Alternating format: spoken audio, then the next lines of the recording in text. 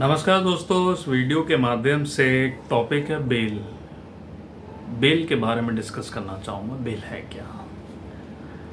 Bell का जो right है वो अगर कोई एक्यूज जेसी में है, यानी कि जुडिशियल कस्टडी में है, या फिर वो बाहर है, इसको अरेस्ट होने का डर है यानी अप्रीहेंशन टू अरेस्ट, ऐसी सिचुएशन में वो बेल कौन सी फाइल कर सकते हैं।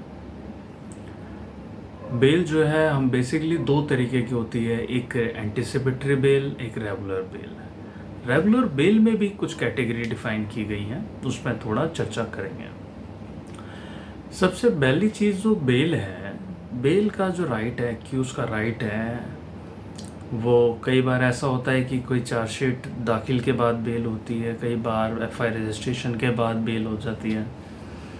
तो सबसे पहली चीज़ होती है एक बेलेबल ऑफेंस में बेल।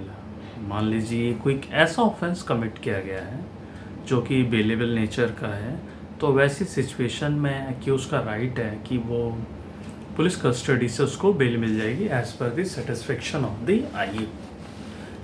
उसके बाद है नॉन बेलेबल ऑफेंस में अगर किसी ने ऑफेंस कमिट करा है और उसको कस्टडी भेज दी गया है, यानी कि जुडिशियल कस्टडी, पीसी होने के बाद, पीसी में अगर कुछ नहीं निकलता है, जो भी निकला है उसके बाद से जुडिशियल कस्टडी में भेजते हैं। जुडिशियल कस्टडी में जाने के बाद उसकी जो बेल लगती है उसकी लगेगी रेगुलर बेल। रेगुलर बेल कुछ ऐसी होती हैं जो कि एमएम में बेल लगेगी। अगर एमएम ट्रायल है तो एमएम के सामने बेल लगेगी। अगर सीजेएम के सामने, अगर मान लीजिए कोई ईओडब्ल्यू का मैटर है तो वो स्पेशल कोर्ट के अंतर्गत उसमें लगेगी। साइबर का मैटर है तो स्पेशल कोर्ट में वो बेल लगेगी, चाहे उसमें ऑफेंस में 6 मंथ की पनिशमेंट ही क्यों ना हो, क्योंकि वो स्पेशल मैटर है तो स्पेशल कोर्ट का हो गया।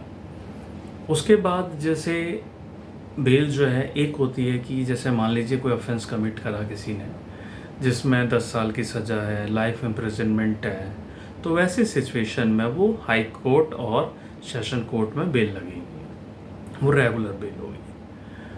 और एक होती है कि एप्रीहेंशन टू अरेस्ट, किसी को एप्रीहेंशन है, ऐसा डर है, शंका है कि कोई कैसा ऑफेंस कमिट किया गया और उसे लगता है कि मेरा भी इसमें नाम आ सकता है, तो ऐसी सिचुएशन में वो क्या करते हैं कि वो एक लीगल काउंसिल के माध्यम से बेल लगवाते हैं। वो होती है एंटिसिपेटरी बेल।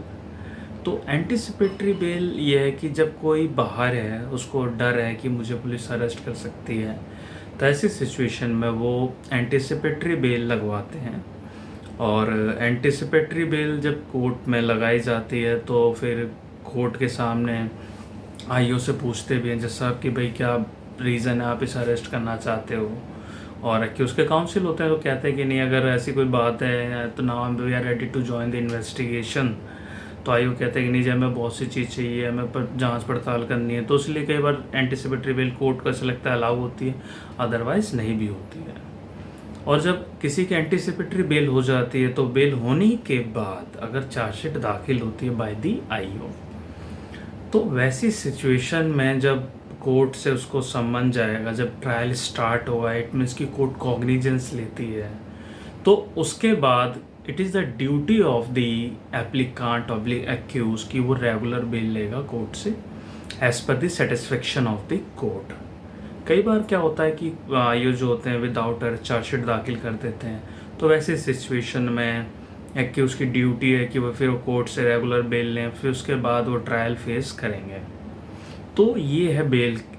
इट मीन्स कि जो बेल है ये है बेल का प्रोसीजर, एक बेलेबल ऑफेंस में, एक नॉन बेलेबल ऑफेंस में, और एक जब जुडिशियल कस्टडी में जाते हैं तो वैसे सिचुएशन में रेगुलर बेल लेनी पड़ती है। कई बार इंटरिम बेल होती है।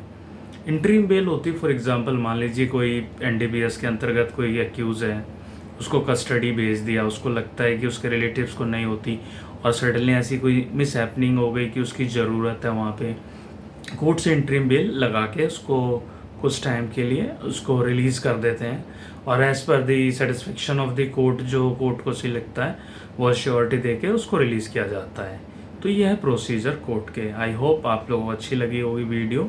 अगर किसी प्रकार की कोई त्रुटि या कोई कमी है, so I am requesting to everyone कि आप प्लीज़ कमेंट में बताएं कि क्या कमी है, देन उसी के हिसाब से फिर सुधार किया जाएगा। तो thanks for watching this video.